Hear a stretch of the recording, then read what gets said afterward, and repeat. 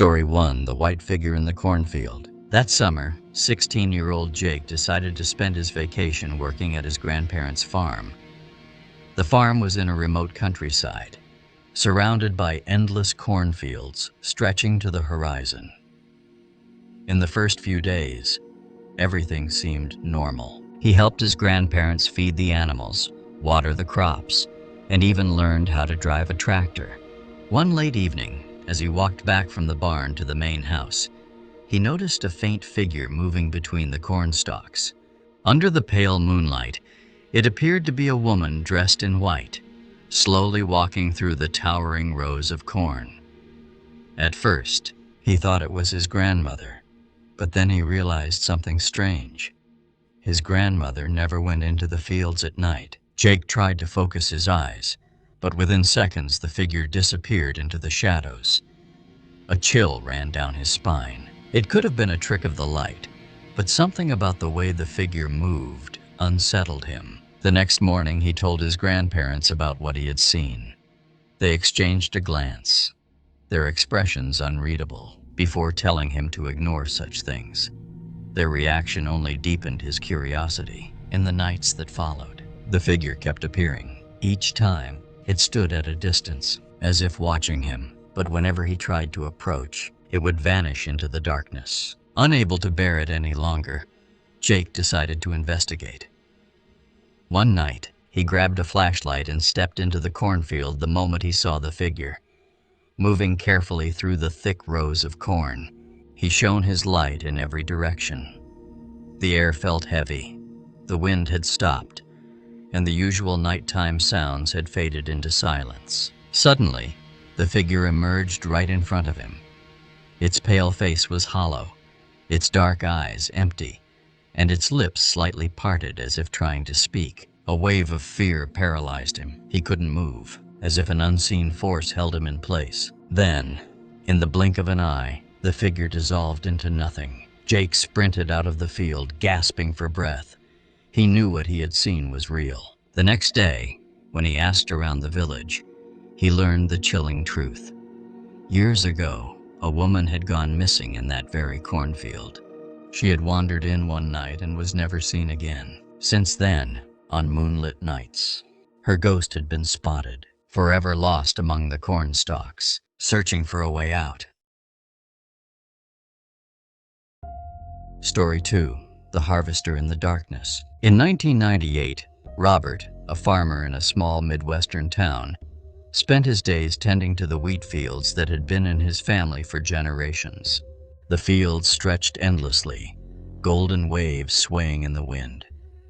Farming was all he had ever known, and though the work was hard, he found peace in the predictable rhythm of life on the land. As the harvest season approached, Robert worked late into the evenings, often staying out long after the sun had set. His combine harvester's headlights would cast long shadows over the field, cutting through the darkness as he worked to bring in the crop before the first frost. One crisp autumn night, Robert was out in the field, his harvester rumbling steadily through the tall wheat. The hum of the engine was the only sound in the vast open space.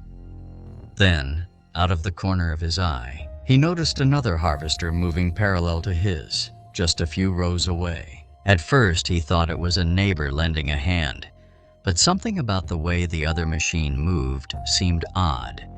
It matched his pace perfectly, maneuvering in precise coordination, as if it were a mirror image of his own. Curious, Robert squinted through the darkness, trying to see the other driver.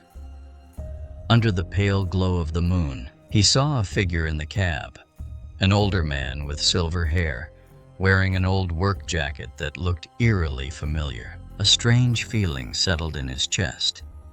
The jacket, the silhouette. It reminded him of someone he hadn't seen in years.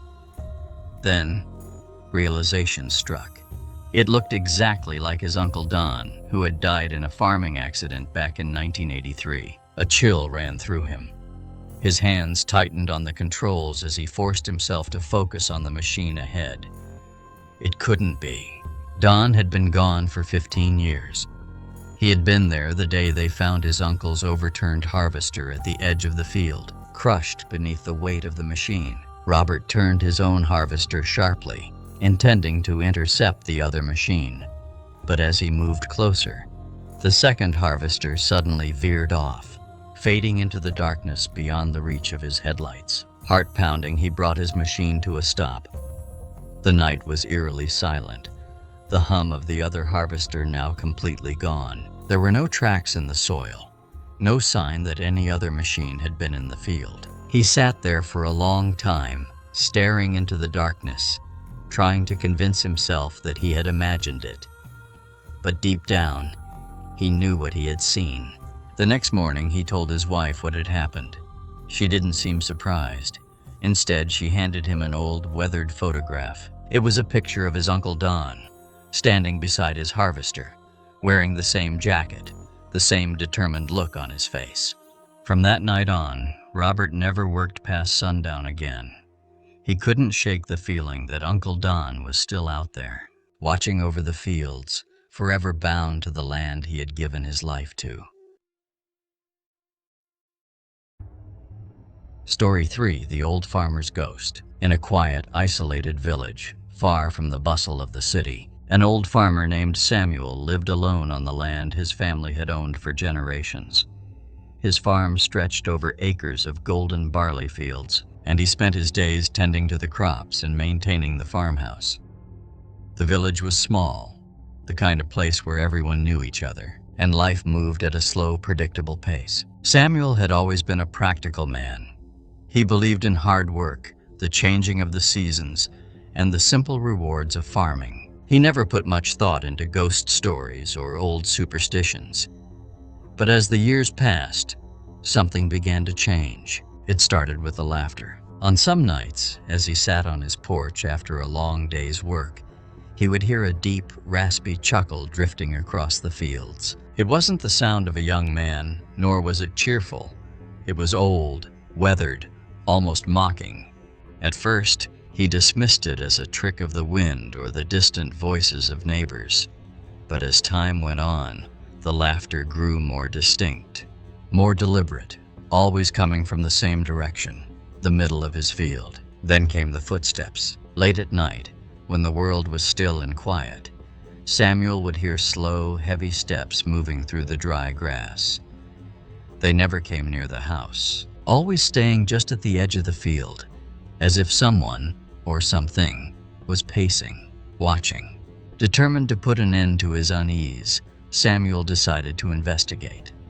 One evening, he took a lantern and walked out into the barley fields. The golden stalks rustled gently in the breeze, their movements natural and unthreatening. He walked for a while, listening carefully, but heard nothing unusual. Just as he was about to turn back, he caught sight of something ahead. Standing in the field was an old man, his clothes tattered and worn, his face shadowed by the dim light of the lantern. He stood still, unmoving, watching. Samuel felt his breath hitch. The figure didn't seem like a trespasser. His posture, his presence felt different. But before Samuel could call out, the man turned and slowly faded into the darkness, vanishing into the fields as if he had never been there. That night, Samuel barely slept. The next morning, he went into the village and asked the elders if they had ever heard of anything strange on his land. An old woman nodded knowingly. She told him that many years ago, another farmer had lived on that very land. He was a solitary man, with no family or visitors, who had toiled alone on his fields until the day he died. The villagers had found him one morning, slumped in his chair, a half-empty glass of whiskey beside him. He had died alone, with no one to mourn him. Since then, it was said that his spirit had remained on the farm, wandering through the fields, waiting for someone to acknowledge his presence. Samuel listened in silence. That night, he took a glass of whiskey, placed it on the porch, and sat quietly, watching the fields. The wind whispered through the barley, but the laughter never came again.